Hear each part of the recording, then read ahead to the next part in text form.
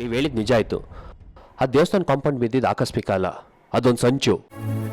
ನನ್ನ ಅನುಭವದಲ್ಲಿ ಹೇಳಿದೆ, ಅದನ್ನು ಹೇಗೆ ನಿಜ ಅಂತ ಹೇಳ್ತೀಯಾ? ನಿಮ್ಮ ಅನುಭವ ದೊಡ್ಡದು ಅಪ್ಪಾಜಿ. ನೀವು ಅಂದ್ಕೊಂಡಿದ್ದು ಸರಿಯಾಗಿದೆ. ನನ್ನ ಕಟ್ಟೋಡ್ಗೆ ಸಗಣಿ ಓಡಿಸಿದ್ದು, ದೇವಸ್ಥಾನ ಕಾಂಪೌಂಡ್ ಬೀಳ್ಸಿದ್ದು, ನಮ್ಮ ಸ್ಕೂಲ್ ವ್ಯಾನ್ ಆಕ್ಸಿಡೆಂಟ್ ಮಾಡಿಸಿದ್ದು ಎಲ್ಲ ನನ್ನ ಹೆಸರು ಕೆಡ್ಸಕ್ಕೆ ಮಾಡಿರೋ ಪ್ಲ್ಯಾನ್. ನನಗೆ ತುಳಿಬೇಕು ಅಂತ ಮಾಡಿರೋ ಕುತಂತ್ರ ಅಪ್ಪಾಜಿ.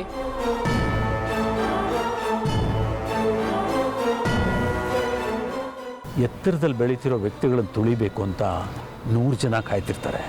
ಅದು ನನಗೆ ಚೆನ್ನಾಗಿ ಅರ್ಥವಾಗುತ್ತೆ. ಆದರೆ ನಿನ್ನ ಮೇಲೆ ನಂಬಿಕೆ ಇಟ್ಟಿರೋರಿಗೆ ನೀನೇನು ಅಂತ ಸಾಬೀತು ಮಾಡಬೇಕು. ಇದೆಲ್ಲ ಆಕಸ್ಮಿಕ ಅಲ್ಲ, ಸಂಚು ಅನ್ನೋದು ಜನಗಳಿಗೆ, ಹೈಕಮಾಂಡ್ಗೆ ಗೊತ್ತಾಗಬೇಕು. ಬೇಲಿಯದ್ದು ಯಾವತ್ತೂ ಹೊಲ ಮೇಯಲ್ಲ ಅಂತ ಅರ್ಥ ಆಗಬೇಕು. ನನ್ನ ಮೇಲೆ ನಂಬಿಕೆ ಇಟ್ಕೊಂಡಿರೋ ವಿಶ್ವಾಸನ ಉಳಿಸ್ತೀನಿ ಅಪ್ಪಾಜಿ. ಅದಕ್ಕೆ ಮೊದಲು ನನ್ನ ಹಿಂದೆ ಬಿದ್ದಿರೋರಿಗೆ ಸರಿಯಾಗಿ ಪಾಠ ಕಲಿಸ್ಬೇಕು. ಅಂದರೆ ಇದ್ರ ಹಿಂದೆ ಇರೋರು ಯಾರು ಅಂತ ನಿನಗೆ ಗೊತ್ತಾಯ್ತಾ? ಗೊತ್ತಾಗಿದೆ ಅಪ್ಪಾಜಿ. ಯಾರು? ಚಿತ್ರನಟಿ ಗಾಯತ್ರಿ ದೇವಿ. ಚಿತ್ರನಟಿ ಗಾಯತ್ರಿ ದೇವಿ.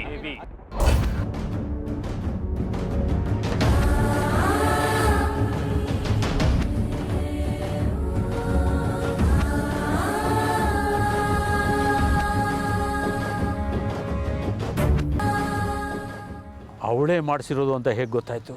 ಆ ಗಾಯತ್ರಿ ದೇವಿ ಬಾಯಿಂದಾನೇ ಬಂತು. ನಾನು ಎದುರುಗಡೆ ನಿಂತ್ಕೊಂಡು ಕೇಳಿಸ್ಕೊಂಡ್ ಬಂದಿದ್ದೀನಿ. ನೀನು ಅವಳನ್ನ ಮೀಟ್ ಮಾಡಿದ್ಯಾ? ಹೌದು, ಅವಳ ಮನೇಲಿ ನಿಮ್ಮಷ್ಟೇ ಹತ್ರ ನಿಲ್ತಿದ್ದೆ. ಅವಳು ನನ್ನ ವಿರುದ್ಧ ಮಾಡಿದ ಕೆಲ್ಸಗಳನ್ನ ಅವಳೇ ಬಿಡಿ ಬಿಡಿಯಾಗಿ ಹೇಳಿದ್ಲು. ನನ್ನ ನಾಶ ಮಾಡಕ್ಕೆ ದಿನಕ್ಕೊಂದು ಯೋಜನೆ, ಕ್ಷಣಕ್ಕೊಂದು ಸಂಚು ಮಾಡ್ತಿದ್ದಾಳ ಅವಳು. ನನಗೋಸ್ಕರ ಪ್ರಾಣ ಕೊಡೋ ಜನ ನನ್ನೇ ತಿರಸ್ಕರಿಸ್ಬೇಕು, ಆ ಥರ ಮಾಡ್ತಿದ್ದಾಳ ಅವಳು. ಅವತ್ತು ಅವಳು ದೇವಸ್ಥಾನದಲ್ಲಿ ಆಡಿದ ಒಗಟ್ ಮಾತಿಗೆ ಇವತ್ತು ಉತ್ತರ ಸಿಕ್ತು. ನನ್ನ ನೆಲ್ಸಮ್ಮ ಬಾಳಕ್ಕೆ ಬಂದಿರೋದು ಇವಳೆ ಅಂತ ಗೊತ್ತಾಯ್ತು ಅಪ್ಪಾಜಿ. ನೀವು ನಿಮ್ಮ ಎಕ್ಸ್ಪೀರಿಯನ್ಸಲ್ಲಿ ಹೇಳಿ ಅಪ್ಪಾಜಿ, ಅವಳು ನನ್ನಿಂದ ಯಾಕೆ ಬಿದ್ದಿದ್ದಾಳೆ? 20 ವರ್ಷಗಳ ಹಿಂದೆ ಆಫ್ಟರ್ ಆಲ್ ಒಬ್ಳು ಚಿತ್ರನಟಿ ಇವತ್ತು ನನ್ನ ಟಾರ್ಗೆಟ್ ಮಾಡ್ತಿದ್ದಾಳೆ. ಯಾಕೆ? ಇದಕ್ಕಿಂತ ಮುಂಚೆ ನಾನು ಅವಳನ್ನ ಮೀಟೇ ಮಾಡಿಲ್ಲ, ಅವಳು ಯಾರು ಅಂತಾನೆ ಗೊತ್ತಿಲ್ಲ. ಆದರೆ ನನ್ನ ಮೇಲೆ ಅವಳಿಗೇನಕ್ಕೆ ಅಷ್ಟೊಂದು ದ್ವೇಷ? ನಾನು ನಿಮ್ಮ ಮಗ ಅಪ್ಪಾಜಿ. ಅವಳು ಬಂದು ನನ್ನ ಮುಂದೆ ನಿಂತು ಮಾತ್ರ ನಾನೇನು ಎದುರೋದಿಲ್ಲ. ಆದರೆ ನನ್ನ ಮೇಲೆ ಯಾಕೆ ಕತ್ತಿ ಮಸೀತಿದ್ದಾಳೆ ಅನ್ನೋದು ಗೊತ್ತಾಗ್ತಿಲ್ಲ. ಯಾರವಳು? ನನ್ನ ಕೆರಿಯರ್ ಮಾಡಿ ಅವಳಿಗೇನು ಲಾಭ? ನನ್ಗೂ ಏನು ಸಂಬಂಧ?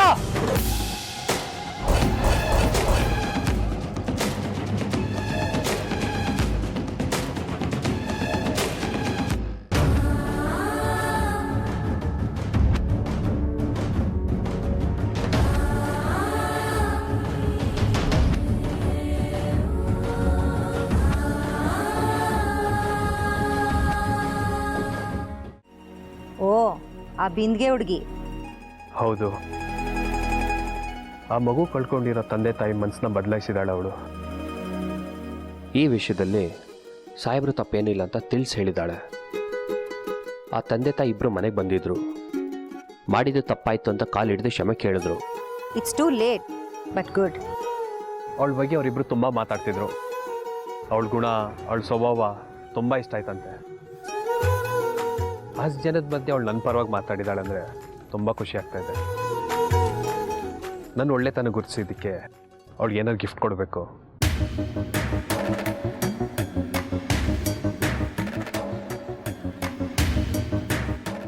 ನಾವು ಹೋಗಿದ್ದು ಲೇಟ್ ಆಗಿದ್ದಕ್ಕೆ ಆ ಹುಡುಗಿ ನಮ್ಮ ಬಗ್ಗೆ ತುಂಬ ಪಾಸಿಟಿವ್ ಆಗಿ ಮಾತಾಡಿದ್ದಾಳೆ. ಆದರೆ ಯಾರು ಅವಳ ಮಾತು ಕೇಳಿಲ್ವಂತೆ. ನನಗೋಸ್ಕರ ಎಲ್ಲರೂ ವಿರೋಧ ಕಟ್ಕೊಂಡಿದ್ದಾಳೆ. Really she is great. ಅವಳಿಗೆ ನಿನ್ನ ಬಗ್ಗೆ ತುಂಬಾ ಅಭಿಮಾನ ಇದೆ ಅನ್ಸುತ್ತಾ ಇದೆ. ಇರ್ಬೋದು, ಇಲ್ಲಾಂದ್ರೆ ಈ ರೀತಿ ಎಲ್ಲ ಮಾಡಕ್ ಸಾಧ್ಯನಾ? ತುಂಬಾ ಹಚ್ಕೋಬೇಡ ಯಾರನ್ನು. ಯಾರು ಅರ್ಹರಲ್ಲ. ಬುದ್ಧಿ ಹೇಳ್ತಿದ್ದೀನಿ ಅಂತ ಅನ್ಕೋಬೇಡ, ಸಲಹೆ ಅನ್ಕೋ, ಕೇಳಿಸ್ಕೊ. ಪಾಲಿಸೋದು ಬಿಡೋದು ನಿನಗೆ ಬಿಟ್ಟಿರೋದು. ಹೇಳಿ ಕೇಳಿ ಒಂದು ಹುಡುಗಿ ನಿನ್ನ ಬಗ್ಗೆ ಸಾಕಷ್ಟು ಅಭಿಮಾನ ಇಟ್ಕೊಂಡಿದ್ದಾಳೆ. ನಿನಗೂ ಅವಳ ಬಗ್ಗೆ ಸಾಕಷ್ಟು ಅಭಿಮಾನ. ಆದರೆ ಇದು ಅಷ್ಟಕ್ಕೆ ಸೀಮಿತವಾಗಿದ್ದರೆ ಉತ್ತಮ.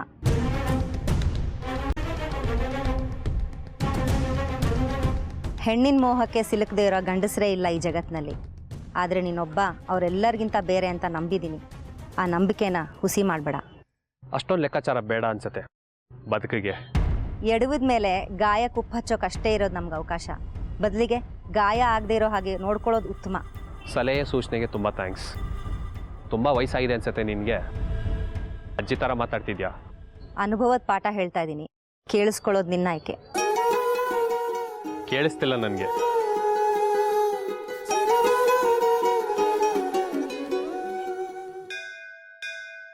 ದೇವ್ರೆ, ನಾನು ಇನ್ಮೇಲೆ ಭಾರ ಹಾಕಿ ನನಗೆ ಕೆಲಸ ಮಾಡ್ತಾ ಇದ್ದೀನಿ. ನನ್ನ ಅಕ್ಕನ ಜೀವನ ಸರಿ ಹೋಗಬೇಕು. ನಮ್ಮ ಬಗ್ಗೆ ಕೆಟ್ಟದಾಗ ಮಾತಾಡಿರೋರ ಬಗ್ಗೆ ಎಲ್ಲ ಬಾಯಿ ಮುಚ್ಚಿಸ್ಬೇಕು. ಅವಳ ಮದುವೆ ವಿಕ್ರಮ್ ಸಿಂಹ ಅವ್ರ ಜೊತೆನೇ ಆಗಬೇಕು.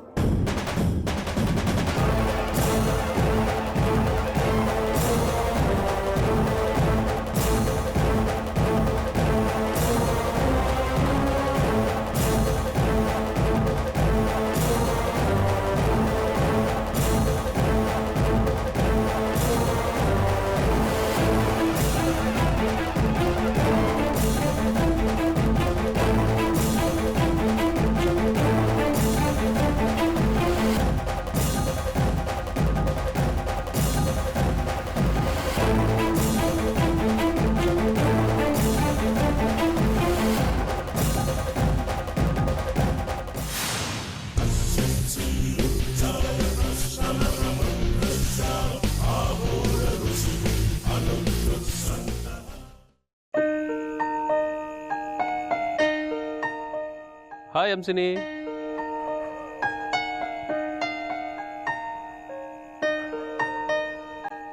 ಏ ಹಂಸು, ನನ್ನ ಮೇಲೆ ಕೋಪನಾ?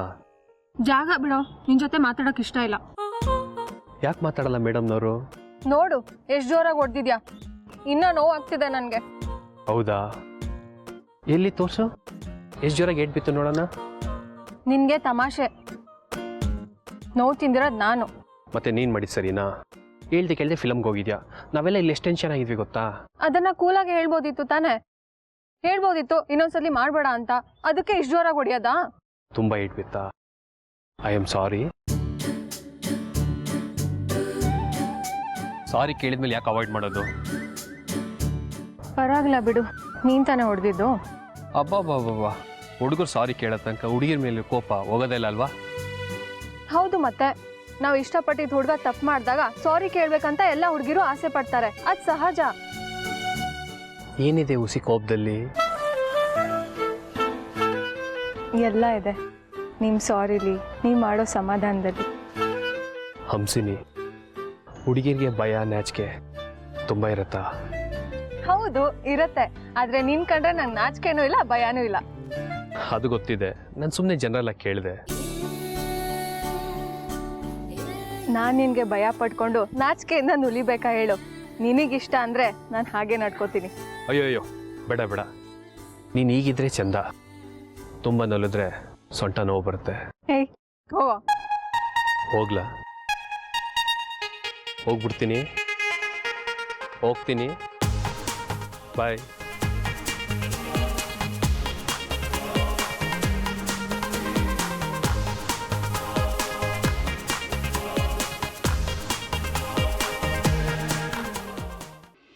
ಅಕ್ಕ,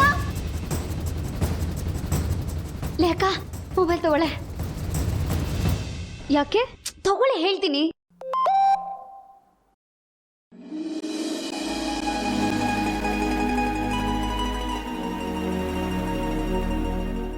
ಮನಸ್ಸು ತೇಲ್ತಾ ಇರತ್ತೆ.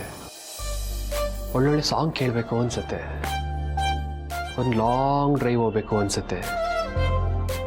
ಯಾಕೆ ಹೀಗೆ? ಏನೇನಿದ್ದು? ಸಾಂಗ್ ಕೇಳಿಸ್ತಿದ್ಯಾ?